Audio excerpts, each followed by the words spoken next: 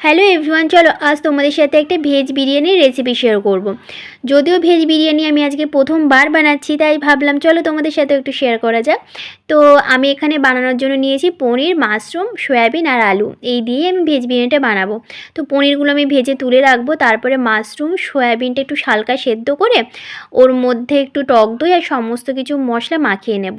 ওর মধ্যে সমস্ত গুঁড়ো মশলাও দেব, আর বেরেস্তা করে নিয়েছিলাম আগে, তো বেরেস্তাও দেবো। তারপরে সমস্ত কিছু ভালো করে মাখিয়ে আলুটা এদিকে ভেজে নেব। তো আলুটা যখন আমার ভাজা হয়ে যাবে, সমস্ত কিছু মশলাটা মাখানো যে মাশরুম সয়াবিন ছিল সেটা দিয়ে ভালো করে কষাতে থাকবো। তো এদিকে ভালো করে কষানো হয়ে গেলে এর মধ্যে আমি একটু বিরিয়ানির মশলা দিয়ে দেবো, আর গোলাপ জল, একটু সামান্য কেওড়া জল এর মধ্যে দেব।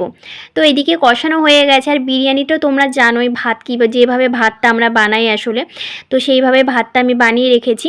আর ওদিকে আমি দুধের মধ্যে সামান্য একটু কিন্তু কেশর আমি ভিজিয়ে রেখেছিলাম, আর একটু আতর দিয়ে দিয়েছিলাম সামান্য। আর এদিকে যেভাবে সাজায় তোমরা তো জানো, সেইভাবেই সাজিয়ে নেবে, আর এগুলো বলার কিচ্ছু নেই।